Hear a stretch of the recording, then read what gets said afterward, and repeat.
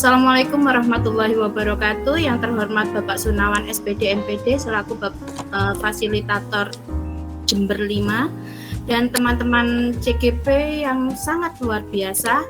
Puji syukur kehadirat Tuhan Yang Maha Esa atas limpahan rahmat dan hidayahnya, sehingga kita bisa berkumpul meskipun secara virtual dalam halaman ini untuk mengikuti kolaborasi tentang kerangka pembelajaran sesuai dengan pemikiran KHD.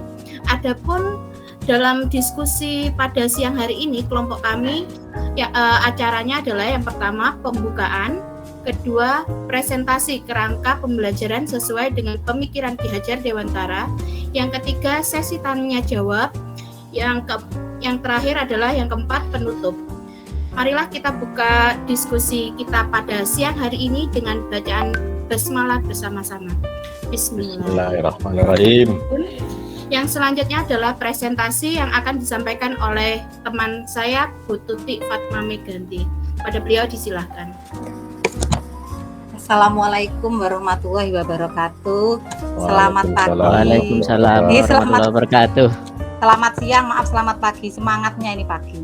Ya. Selamat siang yang terhormat Bapak Sunawan selaku fasilitator, dan yang saya banggakan Bapak Ibu Guru yang berbahagia dan tampaknya sudah siap mendengarkan pemaparan saya tentang kerangka pembelajaran sesuai dengan pemikiran KHD. Terima kasih atas kesempatannya yang diberikan. Nah, karya ini dibuat oleh kelompok kami yang beranggotakan yaitu saya, Tuti Fatma Meganti, next nggih, PPT-nya, next.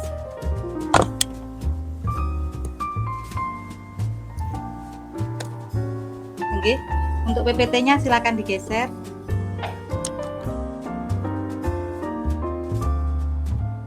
Mbak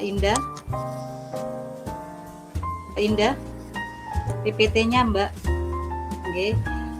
Saya Tuti Fatma Meganti selaku presenter dan Bapak Putsi selaku presenter juga dan juga pembuat PPT-nya, Ibu Ratna Indayani selaku notulen, dan Bapak Nanang Budi Raharjo selaku pemberi tanggapan, Ibu Indah Maharani selaku moderator, dan Bapak Muhammad Nurjam'i selaku penanya. Judul yang kami ambil di sini adalah menuntun siswa memiliki budi pekerti luhur. Objeknya pada budi pekerti luhur. Mengapa kami mengambil judul ini? Alasannya adalah karena memang sesuai dengan tugas yang diminta adalah pemikiran Bapak KHD yang sudah membudaya di sekolah kami. Jadi budi pekerti ini sampun diterapkan dan menjadi budaya di sekolah kami. Selain itu, budi pekerti ini cakupannya luas di berbagai tingkat pendidikan. Cocok dengan kelompok kami yang beragam mengajarnya, ada yang di tingkat pendidikan SD, SMP, dan SMA. Serta sesuai dengan dasar hukumnya yaitu Undang-Undang Nomor 20 Tahun 2003 tentang Sistem Pendidikan Nasional.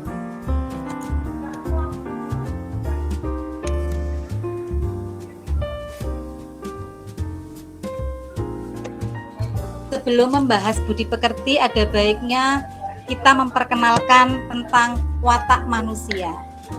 Di sini watak manusia itu yang biasanya mewujudkan budi pekerti pula saling berkaitan. Jadi watak manusia ini terdiri dari dua, yaitu intelligible pikiran, yaitu pikiran yang dapat diubah, seperti kekurangan pengetahuan, lemah berpikir, itu dapat diubah dengan cara belajar dan rajin berlatih. Sedang untuk yang biologis ini tidak dapat dirubah, bawaan ini, seperti rasa takut. Saya misalkan seperti ini, seorang anak yang penakut, tetapi dia sudah memahami benar tentang pemikiran antara keberanian, tentang pemikiran keberanian dan kerugian atau akibat dari rasa takut. Pada suatu saat dia dikondisikan dengan keadaan yang membuat dia harus berani. Maka karena dia berpikir, maka rasa takutnya itu menjadi hilang, dia menjadi pemberani selama dia berpikir. Karena pada prinsipnya memang ada tarik-menarik ini antara pemikiran dan biologis tadi. Selanjutnya, apa itu budi pekerti?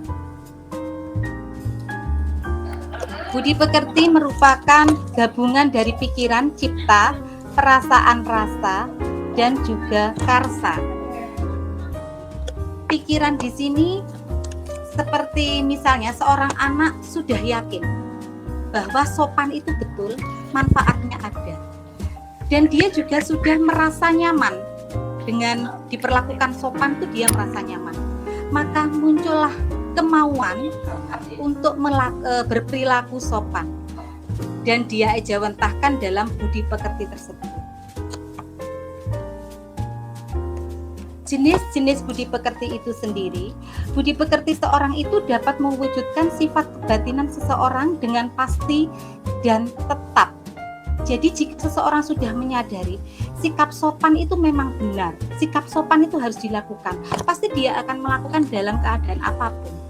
Misalnya dalam suatu antrian, seseorang itu direbut antriannya oleh seorang, dia akan tetap bersikap sopan dengan mengatakan, maaf, Anda tidak dalam posisi ini nomor saya.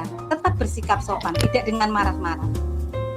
Selanjutnya, kita juga harus mengerti pula bahwa tidak ada budi pekerti orang yang sama. Nah, ini erat kaitannya dengan kodrat alam. Contohnya, saya ini orang Jember, terbiasa berkata-kata keras, kalau mengucap keras dan cepat. Saya tentunya berbeda dengan orang Jawa Tengah, yang ngomongnya halus, lembut, dan pelan. Bukan berarti yang cepat dan keras itu tidak sopan, kan tidak bisa diartikan seperti itu, nggih. Karena memang kulturnya yang berbeda. Selanjutnya ialah pendidikan budi pekerti. Pendidikan budi pekerti menurut Hajar Dewantoro bukanlah mengajarkan teori-teori tentang baik buruk dan dalil-dalilnya. Jadi tidak hanya mengajarkan, ada di situ ngarsa sung tulodo, memberikan teladan. Ing madya mangun karso, menjadi teman, bisa menjadi teman diskusi siswa, teman bermain, sehingga pembelajaran budi pekerti dapat diterima dengan siswa. Melainkan lebih pada pembiasaan berbuat baik pada diri anak dalam kehidupan sehari-hari hingga mendarah daging. Nah ini, namanya manusia itu terbiasa lupa, bahkan anak-anak kita yang tua juga sering lupa. Maka untuk membuat mendarah daging perlu pembiasaan dengan diimplementasikan dalam kehidupan sehari-hari. Selain itu, pendidikan budi pekerti harus bersifat integratif dengan pengajaran dan setiap bidang studi, membaur, bersatu nggih dengan bidang studi. Jadi intinya seperti ini. Untuk budi pekerti itu tidak bisa dalam satu bidang studi hanya diajarkan, tidak, tetapi dimanapun dan kapanpun harus diajarkan. Di mana ada pendidik dan ada siswa, wajiblah diajarkan budi pekerti tersebut. Kembali kepada kebiasaan, karena ini adalah bentuk dari Tuturi Handayani.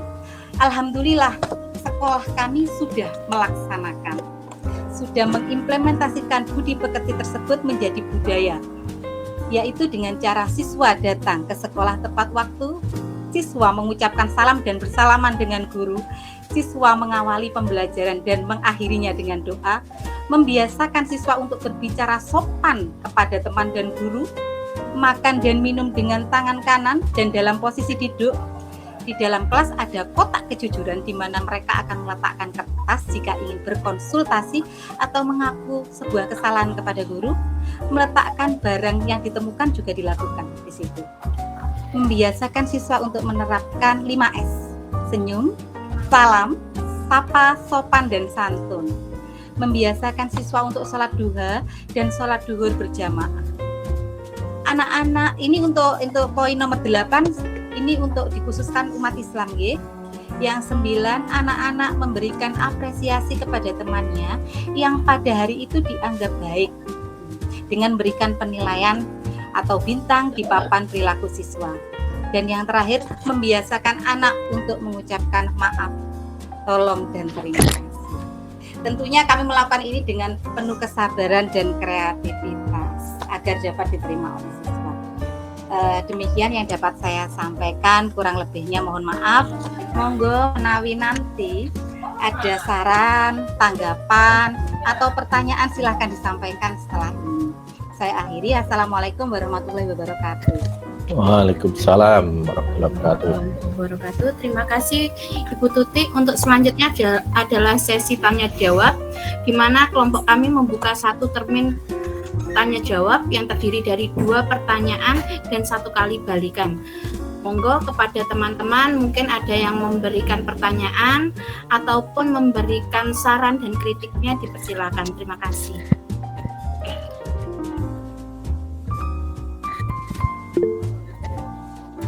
Oke, Bapak Guntur. Terima kasih Bu Indah. Terima kasih teman-teman yang ada di kelompok 1 sudah memberikan kesempatan pada kita di kelompok 2.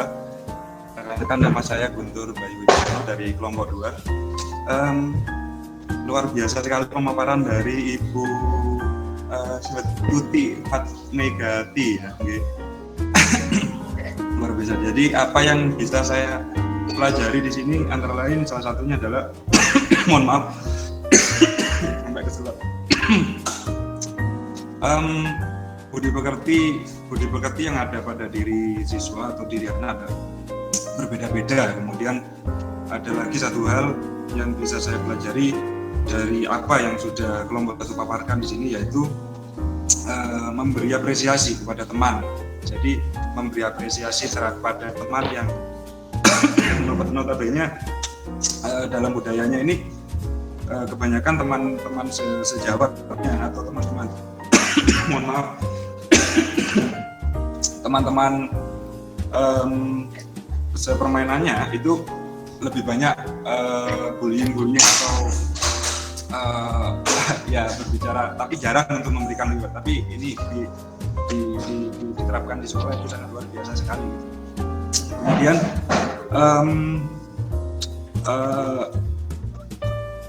mohon di ini untuk kelompok 1 di apa namanya? Oh mohon maaf Pak, kami tidak bisa mengajukan. Sekian dulu, monggo diteruskan nanti saya nanti di kelompok 2. Terima kasih. Terima kasih. Untuk pertanyaan pertama kita sebut dulu, selanjutnya monggo Pak Hendi silakan. Assalamualaikum warahmatullahi wabarakatuh. Waalaikumsalam warahmatullahi wabarakatuh. Dari sebelumnya mohon maaf, bagian yang bertanya itu adalah Mbak Indri, Ibu Agustina. Mulai tadi Ibu Agustina, beliau itu terlempar masuk koneksi, terlempar lagi. Beliau sangat sudah berusaha untuk mengikuti ini kan, tapi karena ada sinyal beliau tidak bisa bergabung sementara. Jadi pertanyaan ini saya yang baca atas nama Ibu Agustina. Jadi kepada Bapak Gunawan dan teman-teman yang lain, kami mohon, ini pertanyaan Ibu Agustina, tapi saya hanya membacakan karena beliau kesulitan untuk bergabung dengan kita. Terima kasih. Tadi dijelaskan bahwa tidak ada 2 budi pekerti yang sama. Budi pekerti bersifat integrated pada setiap bidang studinya. Lalu pertanyaannya, lalu bagaimana cara kita sebagai pendidik? Sekali lagi, bagaimana cara kita sebagai pendidik memetakan kebutuhan belajar peserta didik yang berbeda sesuai kodratnya? Sekali lagi, bagaimana cara kita sebagai pendidik memetakan kebutuhan belajar peserta didik yang berbeda sesuai kodratnya? Apakah sudah ditulis oleh Notulun? Oke, terima kasih.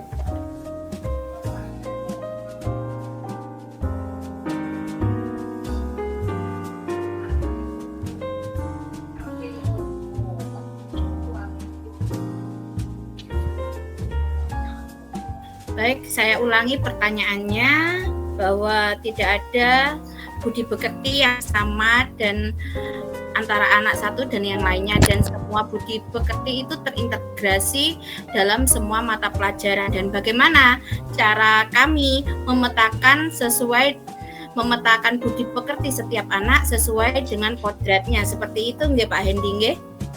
Nggih. Mungkin bisa dilanjutkan lagi oleh Pak Guntur. Pertanyaan yang pertama tadi Pak Guntur. Masih termute Bapak suaranya. Oke, terima kasih Binda. Sebelumnya mohon maaf, bukan pertanyaan Binda, lebih tepatnya saya menanggapi dari kelompok 1. Jadi saya menanggapi dari kelompok 1 yang bisa saya pelajari itu diantaranya. Kemudian yang kalau boleh sedikit saya bertanya sebelum ada pertanyaan dari kelanjutan dari teman saya membutuhkan waktu sedikit saja untuk menanyakan, yaitu apakah semua terlaksana apabila apa yang dipaparkan tadi apakah bisa terlaksana ketika komunikasi kita dengan siswa atau kedekatan kita dengan siswa atau suasana yang dirasakan oleh siswa itu tidak seperti terkungkung dalam suatu peraturan gitu. Apakah itu bisa terlaksana dengan nyaman atau hanya terlaksana di sekolah saja? Apakah ini terimbas juga menjadi kebiasaan di luar nantinya? Atau dalam intinya enggak dari dalam dulu gitu, sebelum mereka paham baru kita melakukan gitu. Itu saja. Monggo teman-teman.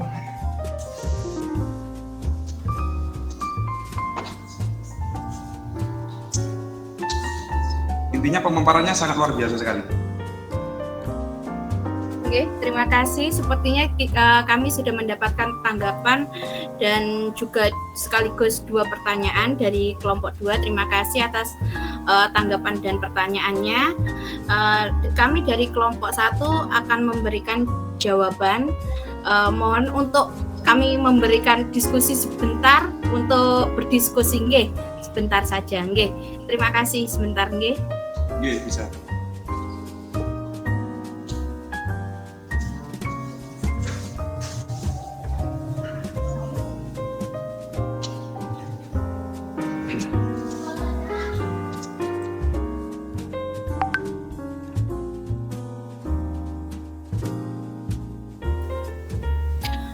Baik, terima kasih.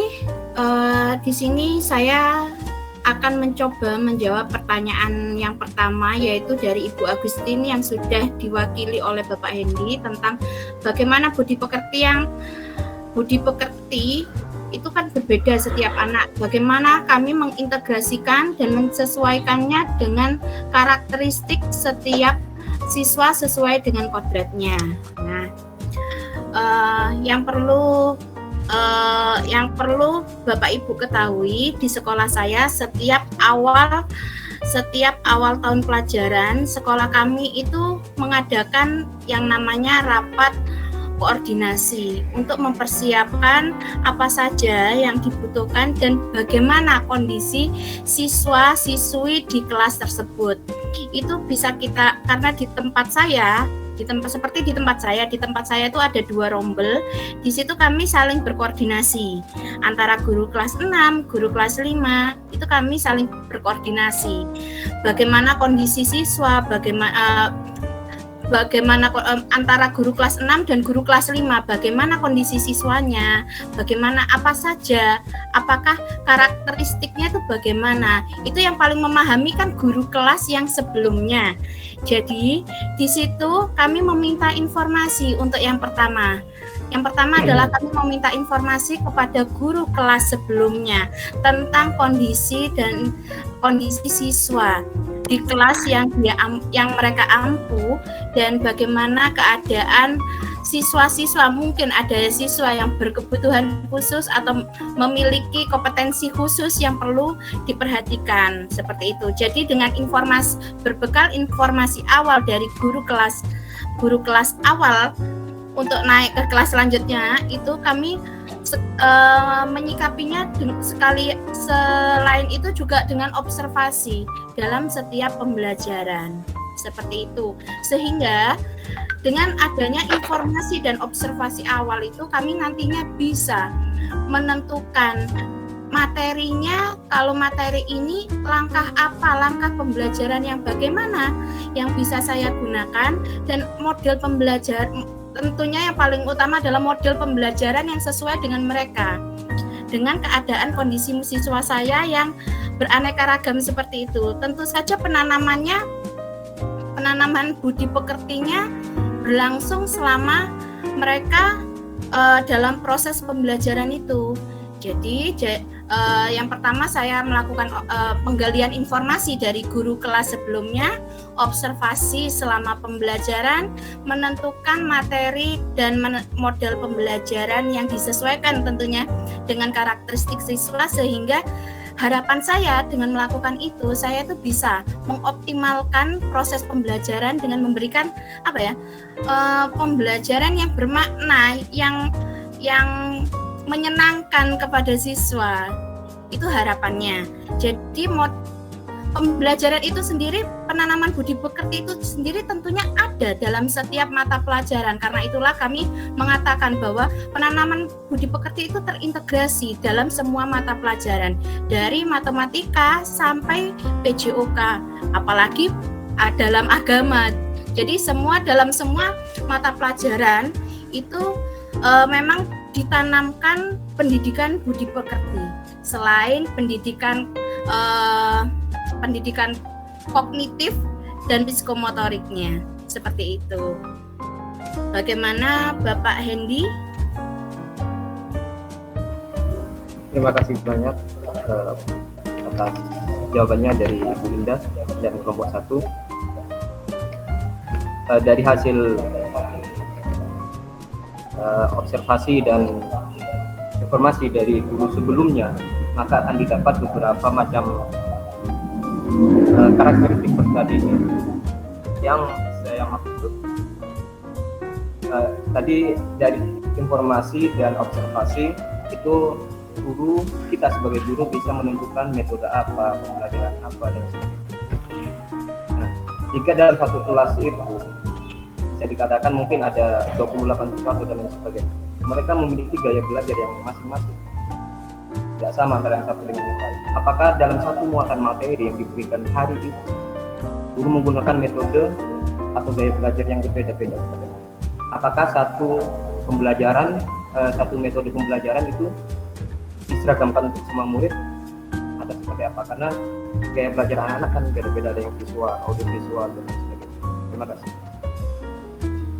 Baik, mungkin saya akan sedikit menambahkan dan menjawab pertanyaan Pak Hendy tadi.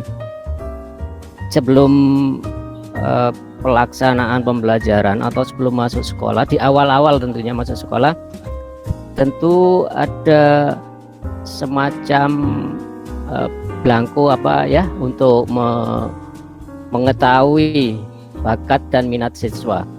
Nah, juga untuk mengetahui latar belakang siswa, di mana tempat tinggalnya, kemudian kita bertanya juga apa hobinya. Nah, kemudian prestasi-prestasi yang pernah mereka dapatkan. Nah, itu juga sangat membantu kita di dalam melaksanakan pembelajaran. Ya, kemudian pada saat pembelajaran dilaksanakan, guru tentunya juga akan melakukan observasi. Ya, observasi melihat siswa ini seperti apa sih cara belajarnya, bagaimana dia mengikuti pembelajaran di dalam kelas tersebut. Kemudian juga dilakukan penilaian otentik. Ya, penilaian otentik baik itu di dalam sekolah maupun di luar sekolah. Yaitu misalkan pada saat siswa tersebut bertemu dengan gurunya, apakah dia lari? Ya, misalkan di luar sekolah ini ya. Apakah dia lari, sembunyi, atau mengucapkan salam? Nah, dari sana kita bisa dapat menanamkan nilai-nilai budi pekerti. Kemudian untuk mengetahui apakah cara pembelajaran yang digunakan sama atau satu metode pembelajaran atau strategi pembelajaran tersebut untuk semua bisa digunakan.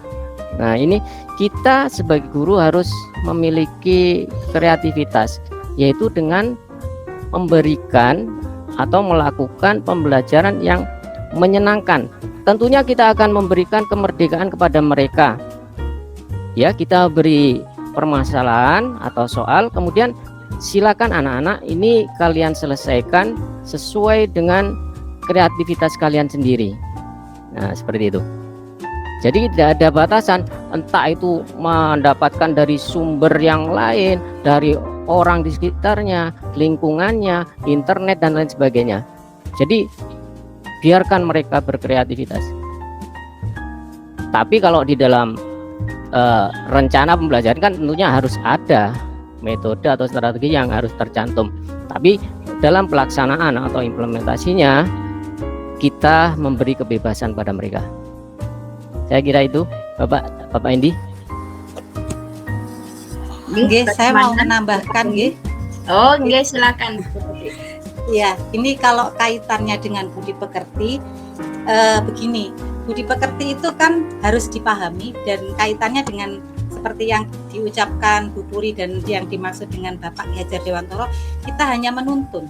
Jadi membuat mereka mengerti tentang apa sih budi pekerti itu dan mengapa harus dilakukan, manfaatnya apa. Jadi mereka secara sadar melakukan secara sadar, seandainya ada keadaan apapun mereka tetap mempertahankan itu sebagai nilai-nilai positif mereka kan itu. Jadi pembelajarannya otomatis ya dengan contoh yang seperti itu. Kalau yang dimaksud dengan gaya belajar nggih, minat dan bakat, kalau di sekolah saya ini nggih Bapak nggih, kan memang kayak betul katakan Bu Indah tadi, berdasarkan referensi sebelumnya, referensi dari orang tua, dan kata Bapak tadi analisis nggih Pak nggih, sebelum di awal nggih dibuat kayak blanko itu analisis ngoten nggih. Setelah ditemukan bakat dan minatnya, kalau di sekolah saya itu memang ada khusus, kelas khusus. Misalnya dia mahir di bidang gambar gitu, ada kelas khususnya Bapak, itu di luar jam. Kalau untuk pembelajaran kesehariannya ya sekreatifnya guru menyampaikan, boleh dicampur-campur, boleh metode ceramah, cerita, ada presentasi di situ, monggo gitu. Kalau tempat saya seperti itu, permainan boleh, jadi murid tidak bosan, itu sekreatifnya. Ngaten kemawon, matur nuwun. Nggih, demikian tadi untuk maaf ya Bapak Guntur, ini kan balikannya untuk satu pertanyaan satu kali balikan. Jadi tadi sudah diberikan balikan oleh Pak Hendy. Jadinya untuk yang nomor 1 saya cukupkan sekian. Mungkin nanti kalau waktunya cukup, ya nanti kalau waktunya cukup Pak Guntur bisa menambahkan pertanyaan. Sekarang saya akan melanjutkan ke pertanyaan yang kedua, yaitu apakah terlaksana jika penanaman budi pekerti itu terkungkung oleh suatu aturan, apakah tidak berdasarkan atas kesadaran diri anak. Seperti itu nggih Pak Guntur? Nggih, terima kasih. Mungkin teman-teman ada yang mau menjawab dari kelompok 1?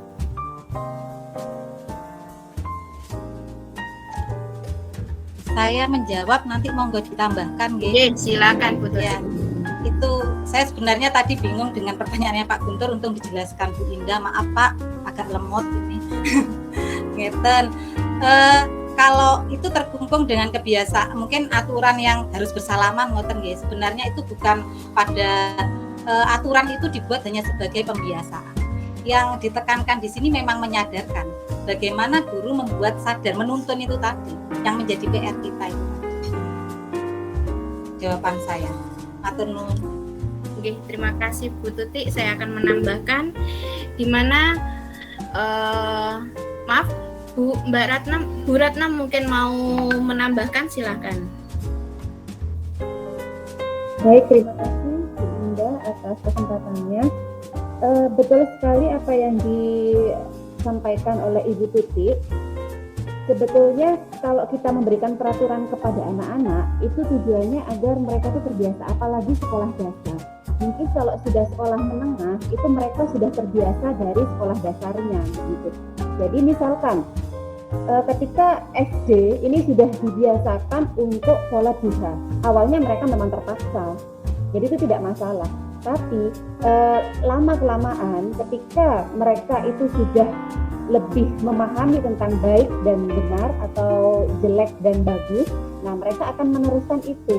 Jadi kalau misalkan hari ini tidak sholat duha itu rasanya nggak enak. Nah tujuannya memang seperti itu. Dan menurut saya untuk penanaman karakter itu tidak terikat suatu aturan apapun yang membatasi begitu. Karena tujuan kita ini sudah Undang Nomor 20 tadi. Jadi pemerintah pun itu sudah mencanangkan. Jadi karakter yang baik itu harus ditanamkan sejak dini, walaupun awal-awalnya itu terpaksa. Ya, itu yang bisa saya tambahkan. Terima kasih Bu Indah. Oke, terima kasih Bu Ratna. Jadi jika saya tarik kesimpulan dari jawaban Ibu Tuti dan Bu Ratna tadi bahwa sebenarnya memang penanaman budi karakter pada awalnya itu adalah sebuah paksaan, di mana mereka setelah nantinya paksaan yang sebenarnya bukan paksaan ya, tapi arahan, di mana mereka jika tidak mereka sendiri kan menjadi peraturan sekolah, di mana jika mereka tidak melaksanakan sendiri, mereka akan timbul perasaan tidak enak atau merasa bersalah. Loh, kok saya nggak salaman ya sama Bu Guru, seperti itu. Jadi dengan adanya kebiasaan-kebiasaan seperti itu tadi akhirnya menjadikan suatu budaya sekolah. Seperti kalau tidak sopan, tidak mengatakan terima kasih, maaf, minta tolong, itu mereka itu kok kata-kata saya kurang baik ya. Akhirnya mereka mempunyai kesadaran diri sendiri. Memang pada awalnya semuanya adalah paksaan. Seperti kita mengajarkan anak-anak, jangankan anak-anak siswa kita, tapi anak kita sendiri aja untuk sholat aja kan kita pertamanya harus dengan memaksa. Jadi memang sebuah kebiasaan itu awalnya adalah sebuah paksaan yang dilakukan secara terus-menerus secara kontinu, sehingga tanpa mereka sadari itu akan menjadi sebuah kesadaran diri, menjadi sebuah prinsip yang harus mereka lakukan. Seperti itu Bapak Guntur. Bagaimana? Apakah adakah tanggapan lagi? Monggo silahkan. Ya Bu, tadi disebutkan bahwa paksaan ya, sedangkan ide atau pemikiran dari KHD sendiri adalah bukan tuntutan. Apakah paksaan sama dengan tuntutan? Itu yang ada dalam pemikiran saya. Kemudian sedangkan filosofi dari pemikiran KHD itu sendiri adalah tuntunan, bukan berupa paksaan. Nah, misalkan apakah tidak lebih baik? Nah, ini apakah tidak lebih baik ketika kita memberikan pemahaman terlebih dahulu kepada siswa tentang apa yang dimaksud dengan sopan? Sopan standarnya di mana? Apakah anak yang tidak salim terhadap gurunya adalah teranggap atau terindikasi tidak sopan dan sebagainya? Dengan pemahaman-pemahaman seperti itu, apakah ini lebih sulit dibandingkan dengan arah memaksakan peraturan-peraturan yang akan menjadikan kebiasaan nanti? Sedangkan kalau kita melihat karakteristik peserta didik kita, kalau kita melihat karakteristik siswa kita yang berbeda-beda seperti yang disampaikan tadi, kita menganggap atau dengan adanya peraturan-peraturan itu, kita berusaha untuk menyeragamkan karakter. Padahal tadi yang kita bahas atau tadi yang ada dalam pemaparan adalah bagaimana kita mampu untuk memetakan berbagai macam karakter peserta didik. Nah, menurut hemat saya, ini sudut pandang saya secara pribadi setelah mempelajari beberapa atau sepenggal dari pemikiran KHD, yaitu kita menjadi tuntunan yang nyaman buat siswa atau peserta didik agar supaya peserta didik merasa juga tidak canggung terhadap kita, sehingga mereka mampu mengeluarkan opini-opini.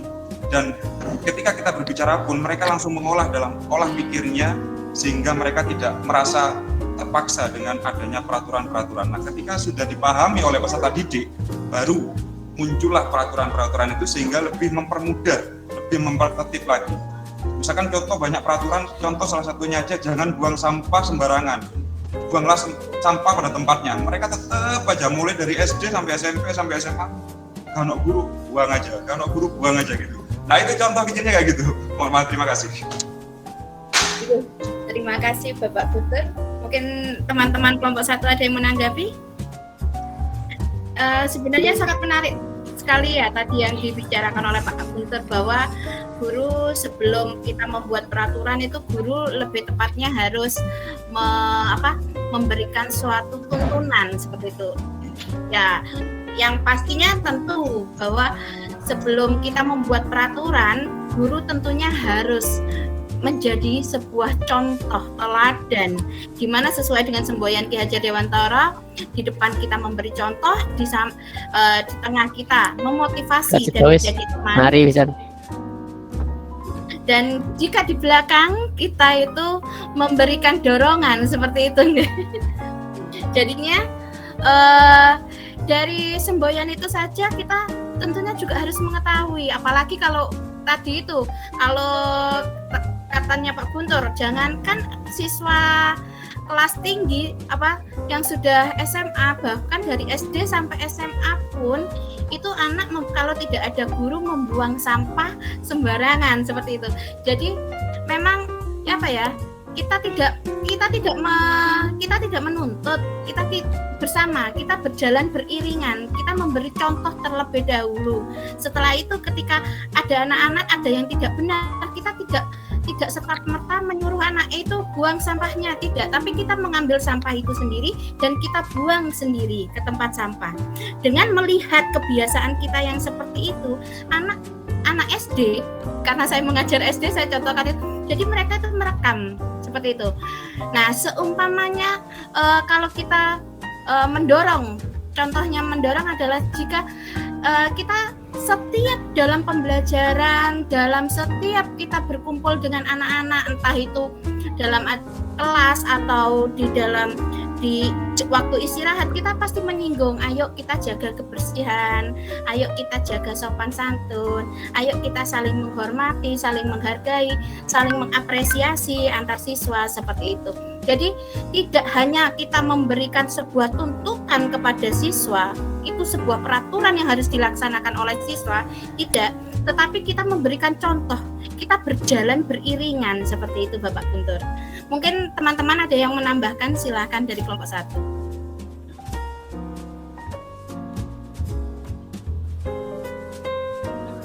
Bagaimana Bapak Guntur? Bisa dimengerti, bisa dipahami. Silakan dilanjut ya, mungkin waktunya bisa digantikan untuk yang kelompok 2. Enggak, dilanjut dulu. Oke. Demikianlah presentasi yang dapat kami sampaikan dari kelompok 1.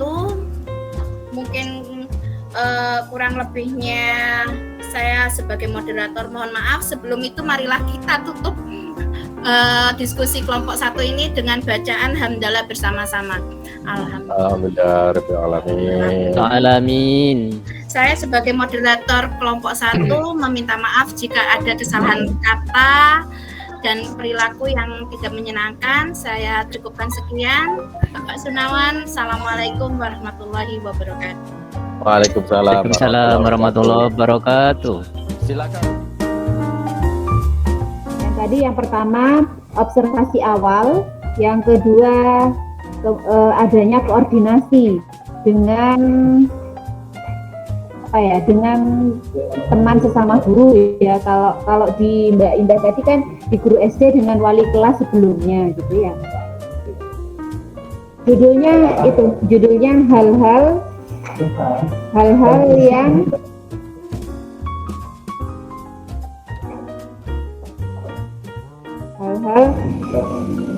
yang perlu dilakukan pendidik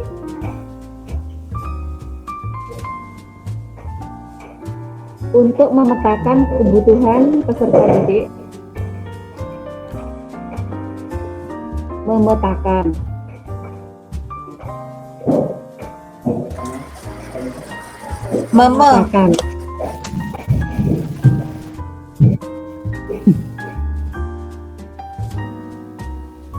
kebutuhan peserta didik sesuai dengan kodratnya.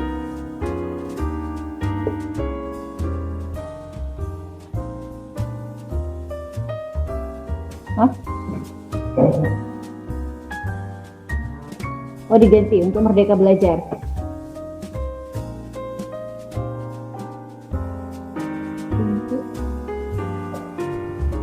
Ganti ya, sesuai kodratnya diganti Merdeka Belajar.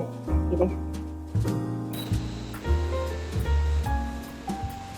Ditetapkan aja di sesuai kodratnya gitu ya, Mas Kutsi. Iya. Khawatirnya nanti terus beda persepsi lagi, nanti beda ini lagi ya. Oke, sip. Ya, ada. Observasi awal untuk mengetahui karakteristik atau kondisi siswa.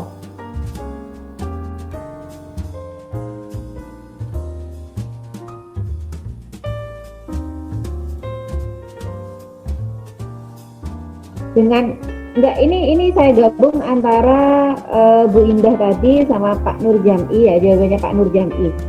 Nah, dengan cara contoh ya. Contoh dengan apa tadi, membagi kuesioner atau angket ya. Tentang identitas dan kondisi siswa. Membagi, Pak.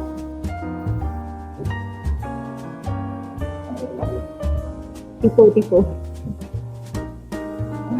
Membagi angket tentang kondisi siswa. Yang kedua, Tentang kondisi siswa. minat, Mbak. Kan tadi ada bakat minat, kemudian ada apa ya? Oke, sip. Kan macam-macam sih. Mungkin kesehatan, kan ada juga pernah punya sakit apa, gitu biasanya isinya angket kan. Jarak rumah ke sekolah dan sebagainya. Udah ya. Yang kedua,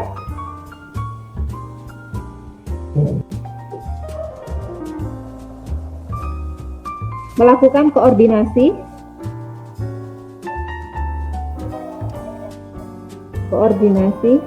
dengan guru lain. Ya, guru lain apa wali kelas ya? Kalau di SMP kan nggak hanya wali kelas ya, Mbak Indah. Kalau di SMP kan gurunya guru mapel. Nah, betul. Wali kelas ya. Guru lain, wali kelas, dan guru BK.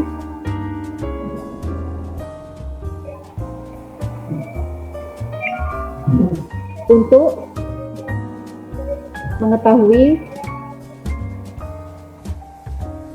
mengetahui ya, karakteristik siswa.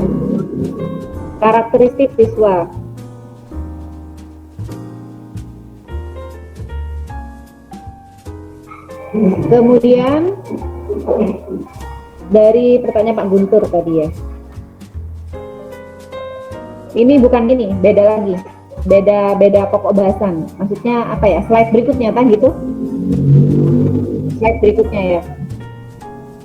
Mungkin di situ ada perlu tambahan. Tadi yang saya tangkap dua hal itu. Mungkin perlu di-highlight ya Mas Kutsi untuk judulnya ya. Judul yang barusan ini. Yang perlu slide barusan ini. Yang hal-hal itu.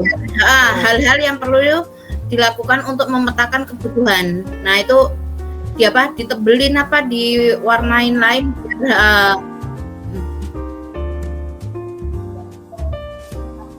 Jadi nanti dulu kan kontennya dulu. Nggak apa-apa, pokok orangnya enggak kan. Nggak apa-apa, pokok orangnya enggak.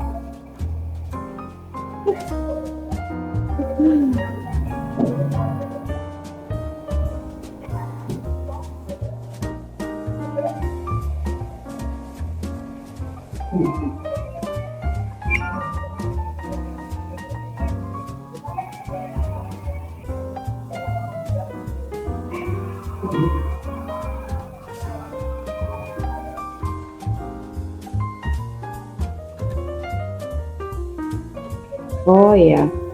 Oke Mas Kutsi, bisa di copy, disertakan di WA, tak ambil, tak editnya dari punya saya ya. Saya share screen gitu ya, oke? Saya ambil alih ya. Ya. Edit. Ya, Oke.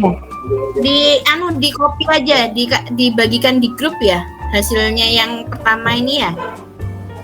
Ya, di save dulu terus dikirim.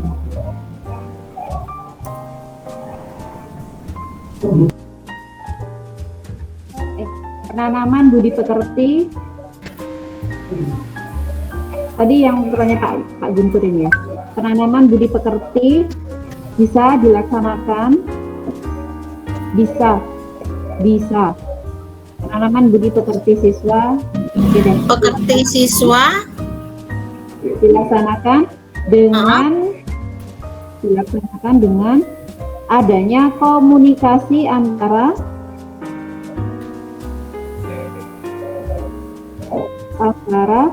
pendidik dengan siswa,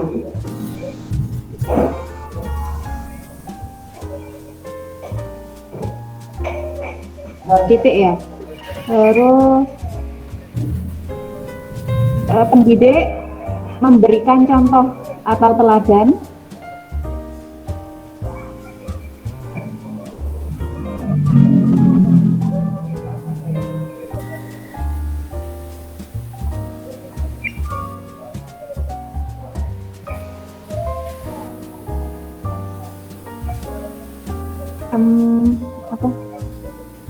apa ya Mbak Indah kata-katanya? pendidik memberikan contoh Atau teladan dalam melakukan pembiasaan ya? Melaksanakan. Dalam melaksanakan pembiasaan untuk membentuk apa ya? Budaya atau karakter ya? Untuk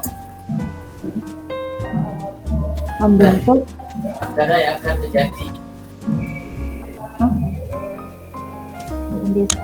Budi pekerti, iya, budi pekerti kan, membentuk budi pekerti. Pembiasaan agar menjadi budaya.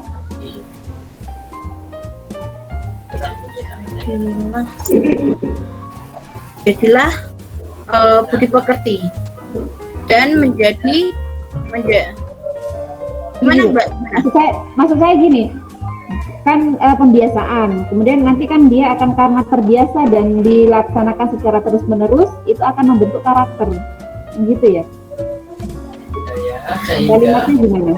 Sehingga menjadi budaya, sehingga akan karakter gitu ya. Karakter, ya, sehingga akan terbentuk karakter.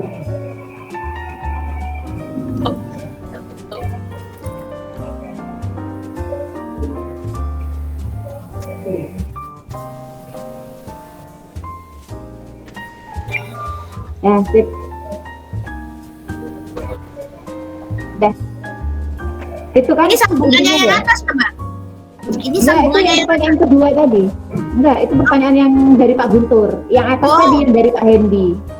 Oke, pertanyaannya yang tadi yang melalui Pak Guntur apa ya? Soalnya kan ini Pertanyaannya, jawabannya. apakah semua yang implementasi tadi loh. Kita kan tadi memaparkan implementasi. Menurut Pak Guntur, apa semua itu bisa terlaksana jika komunikasi kita dengan siswa terkungkung dalam suatu peraturan, tidak berdasarkan kesadaran anak? Kita tulis seperti itu aja ya Mbak ya? Iya. Oh, ditulis saja? Ya, gitu ya. Ditulis Iya. apa enggak pertanyaannya ya? Biar kita tuh tahu kan gitu maksudnya ya. Itu jawaban yang ini, penanaman budi pekerti siswa dilaksanakan dengan adanya komunikasi ini. Nah, itu punya Pak Guntur. Ditulis pertanyaannya. Oke. Pertanyaannya? Ya. Apakah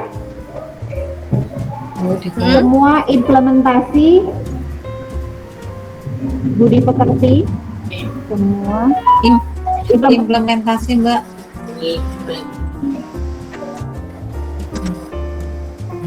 Implementasi budi pekerti yang telah disampaikan di atas ya, oke deh, di atas bisa terlaksana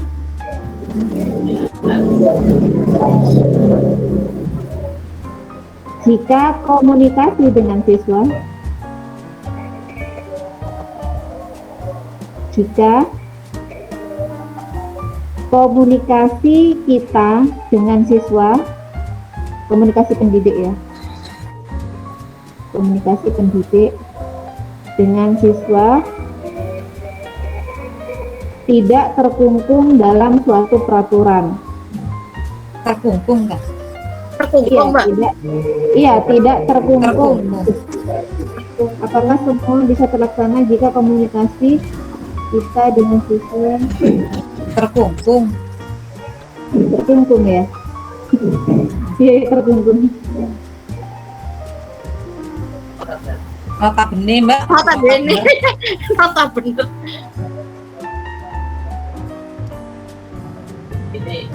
Notabene, ya Allah. Ngurangi R Mbak Indah. Tidak. Gini, Ya, apakah ini semua memaksa, implementasi iya. kelas dapat terlaksana jika komunikasi pendidik dengan siswa terkungkung oleh sebuah peraturan yang notabene memaksa? Seperti itu, Mbak. Koma, berdasarkan kesadaran anak. Tidak.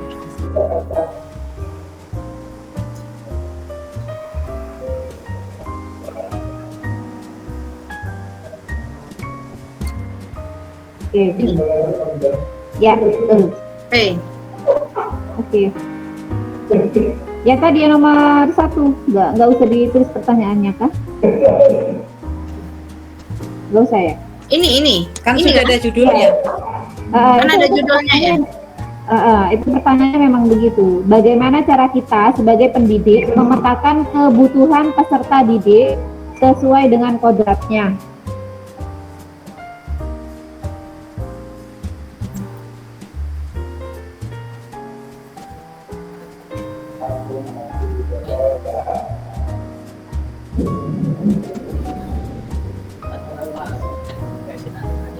Hah? Ada tanda tanya tapi nggak ada kata tanya, Mbak. Iya.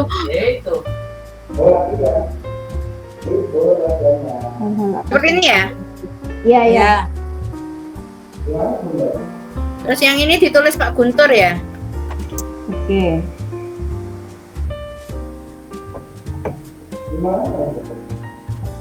Oke.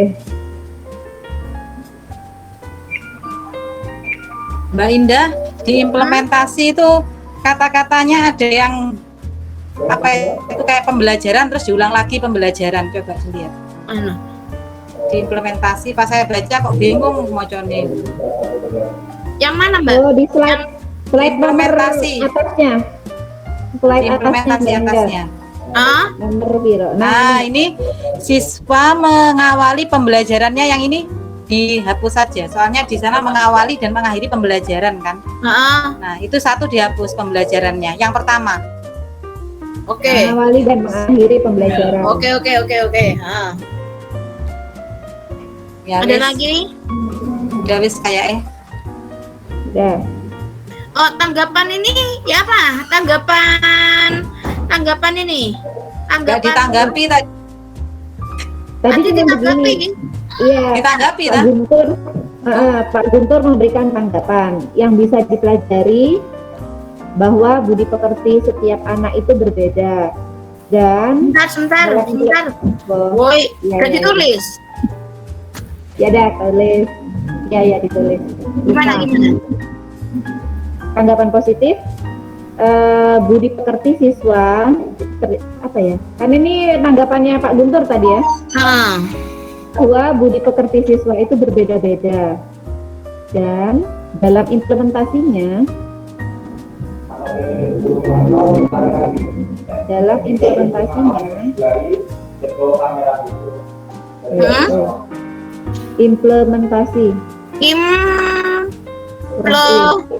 implementasinya oke. Dan dalam implementasinya ternyata siswa dapat memberikan apresiasi kepada teman sejawatnya. Memberikan apresiasi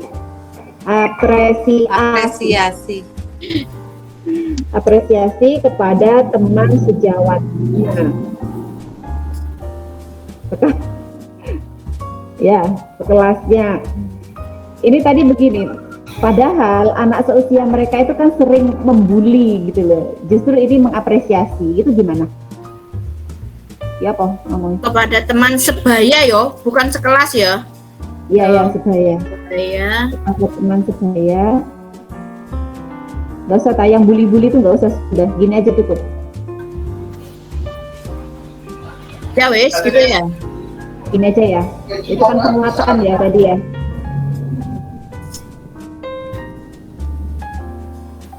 Kita apresiasi. Nah.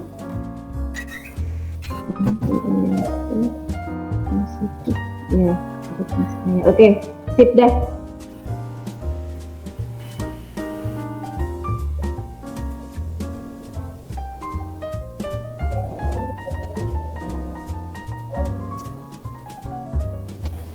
Sini ya. Ya. Gimana?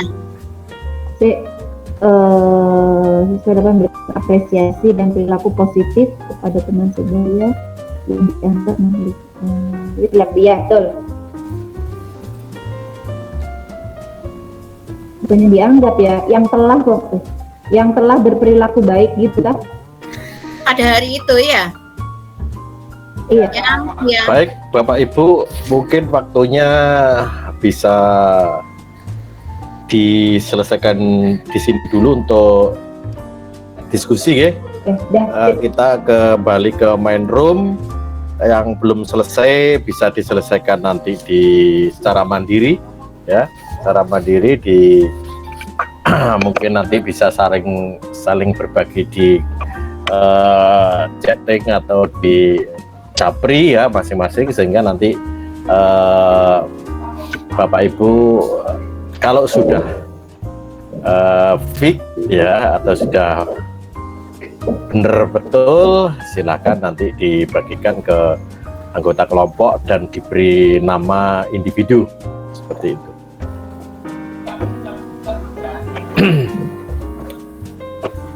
Baik, terima kasih Bapak. Gimana, sudah ya teman-teman ini ya? Nanti kita perbaiki lagi ya. Oke, saya bagikan.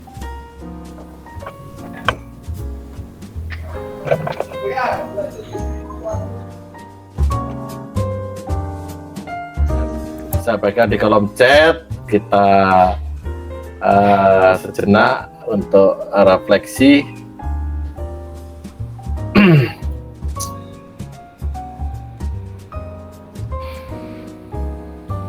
Oke, sudah saya tempel di kolom chat. Silakan untuk dijawab. Ini ada sama ya dengan yang kemarin. Ada 2 pertanyaan. Silakan untuk dijawab dengan klik yang tombol tengah, sticky note.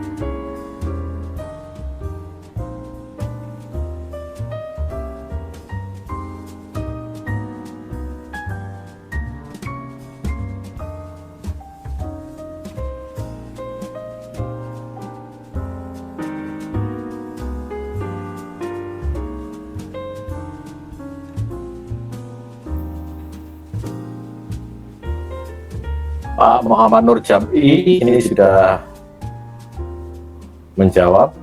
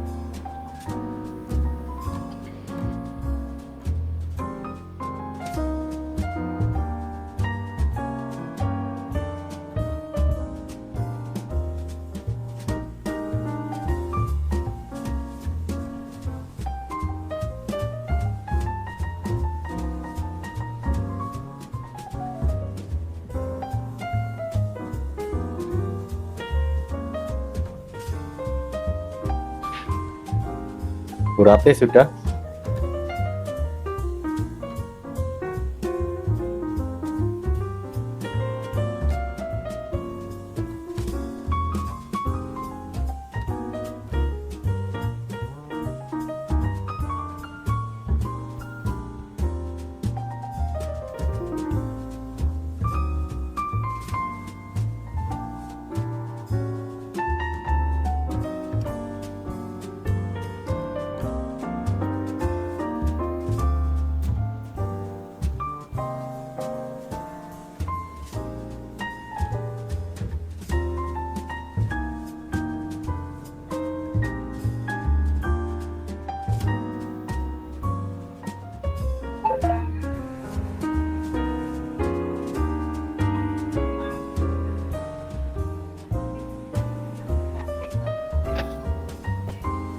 Yang sudah di halaman 1 silakan langsung jawab halaman 2 ya.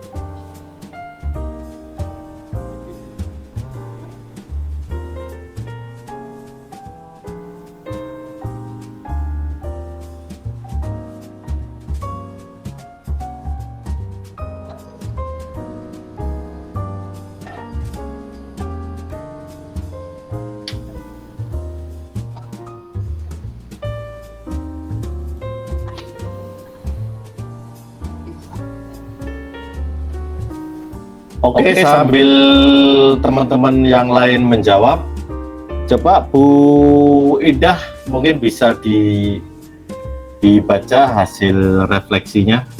Silakan.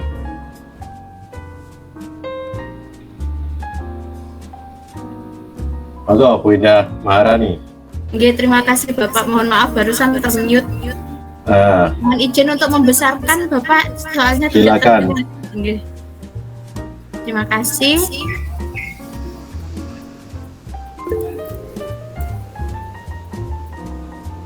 Hasil refleksi yang saya peroleh dari diskusi kita pada hari ini untuk yang pertama adalah penanaman budi pekerti kepada anak. Itu awalnya memang adalah sebuah paksaan, namun pada akhirnya akan menjadi kebiasaan dan menjadi sebuah budaya, membudaya. Dan di sana peran guru itu sangat penting, bahwa guru tidak hanya memotivasi, tetapi memberi teladan, mencontohkan kepada siswa.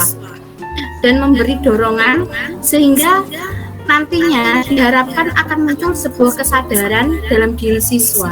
Seperti itu ya. Itu yang pertama. Yang kedua yaitu tugas utama seorang guru tidak hanya mengajar, tetapi juga memotivasi, memberikan kesempatan siswa untuk berkembang sesuai dengan kodrat alam dan kodrat zaman. Seperti itu Bapak yang dapat saya refleksikan dari kegiatan kita berdiskusi pada hari ini. Terima kasih Bapak. Terima kasih, baik sekali. Mohon maaf ya karena waktu ya. Kita langsung ke halaman 2 saja. Mungkin ada yang salah satu yang mewakili, monggo silakan dari Bapak sekarang. Barusan dari Ibu, sekarang dari Bapak yang halaman 2. Sebutkan hal positif. Nah ini sudah menjawab Pak Kuci. Silakan Pak Kuci untuk menyampaikan hasil refleksinya.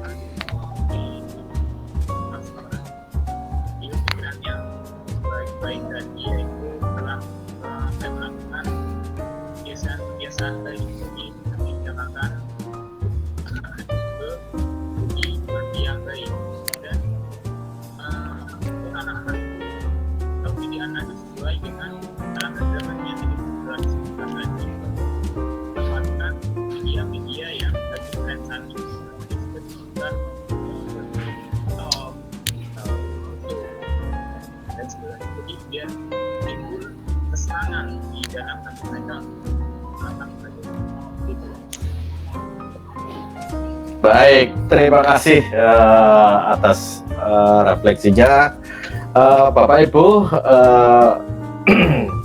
Ini sambil terus jalan ya, silahkan terus sambil melihat pekerjaan teman. Saya sampaikan bahwasanya besok ini adalah jadwalnya Bapak Ibu untuk mengisi jurnal mingguan ya, jurnal mingguan. Silakan untuk mengisi di sana agar supaya tidak terlewatkan. Kemudian nanti dilanjut pada hari Senin, itu juga masih kegiatan asinkron ya, bukan virtual. Itu bisa dikerjakan apabila Bapak Ibu ada waktu dan diupayakan pokoknya setiap hari terus dibuka. Kemudian kalau memang sudah bisa ya juga dijawab. Nanti kalau memang perlu ada tambahan diedit lagi seperti itu. Saya kira itu Bapak Ibu sekalian, ini rupanya waktunya sangat lewat ya, jauh ya. Iya. Mohon maaf Pak. Oke, Pak Edi ya. Oke. Tadi mohon maaf ya Pak, salah satu teman kami Ibu Agustina Indri tidak bisa mengikuti secara full sesi ini karena beliau masalah pada koneksi internet. Beberapa kali terlempar dan berusaha bergabung. Semoga kedepannya baik Ibu Agustina maupun kita semua diberikan kelancaran untuk mengikuti. Amin. Ya, alhamdulillah hari ini kita lancar walaupun sempat awal-awal tadi kita tidak bisa masuk, ternyata setelah saya edit sudah bisa. Nah kemudian siapa tadi Pak Edi? Bu Indri Pak. Ibu Agustina. Bu Agustina ya, Bu Agustina sudah memberitahu saya lewat WA Japri ya.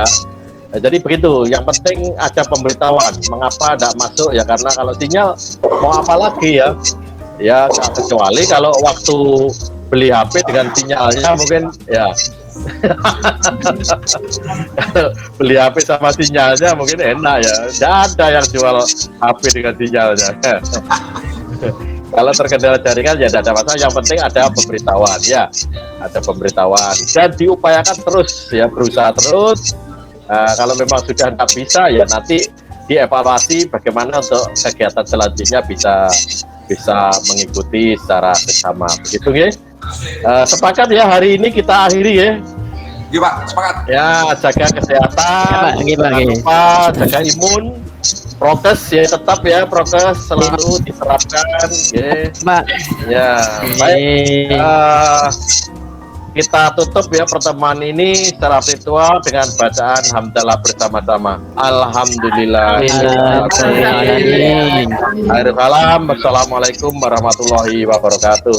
Mohon maaf. Waalaikumsalam warahmatullahi wabarakatuh. Tuh,